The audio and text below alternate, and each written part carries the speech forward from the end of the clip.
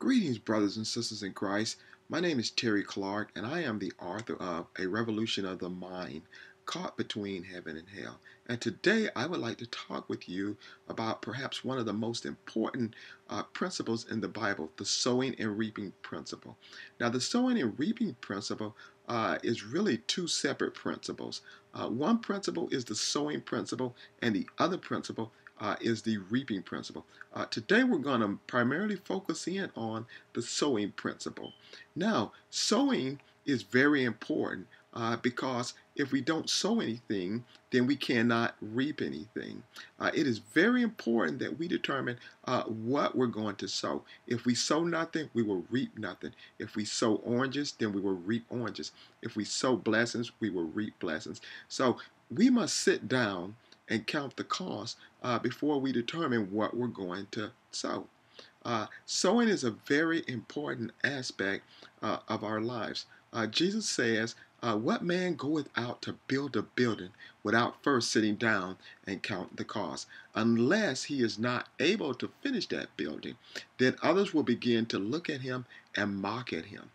We do not want to be mocked, so we must sit down and carefully consider what we're going to sow. Planning is a very important aspect of life. There is a cliche that says, by failing to plan, we plan on failing. It is very important, and not only that we know what we're going to sow, but we should also determine how we're going to sow it. We can't just sow any kind of way.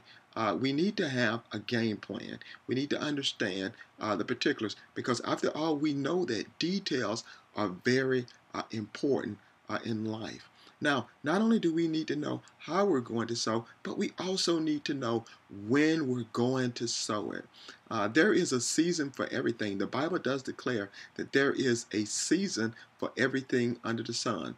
Sometimes it is just not the right season to be sowing a particular seed. If we sow in the wintertime, whatever we sow will not prosper and it will not do well. It is important that when we sow in the right season. And we can always tell when it's the right season because the conditions will be just right. God does declare in His Word that He is not the author of confusion. Whenever there is confusion surrounding whatever we're trying to sow, then we know that's not the right season. God will give us the resources and the people to help us sow in due season. Sowing is such an important aspect of our Christian life.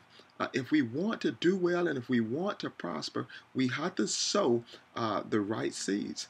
Another interesting thing about sowing is that we can take a seed and hold it in the palm of our hands.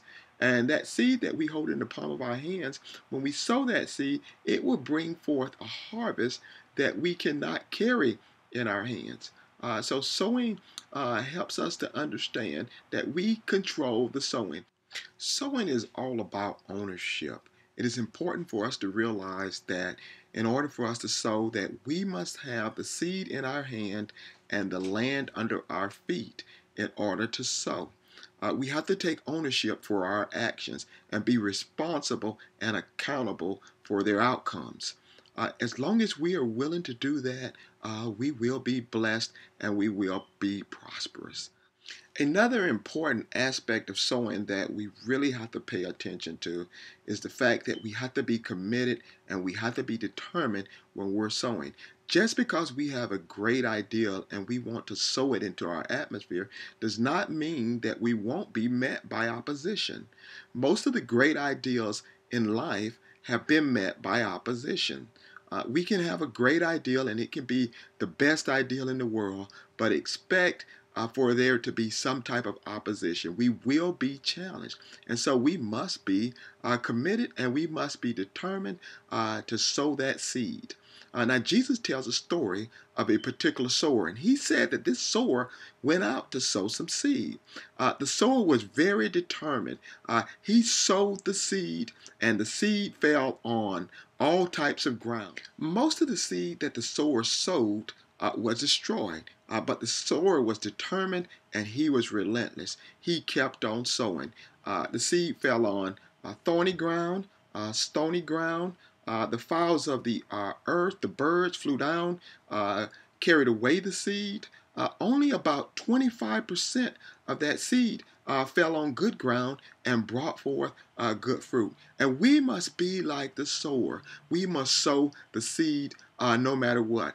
Not everything that we sow will come up and bring forth good fruit. But if we are committed and we are determined, then we will prosper and we will be blessed in the end. We talked earlier about some very important details that determine who wins and who loses.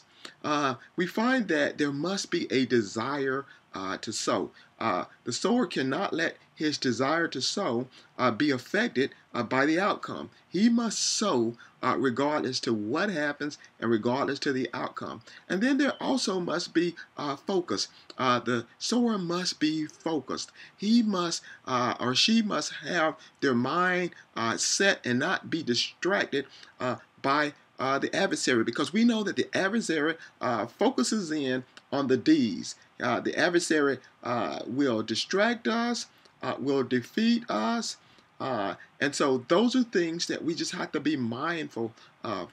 Sowing is a very important principle, but if we have a great desire to sow, just like we have a desire to reap, we will be blessed and we will do well.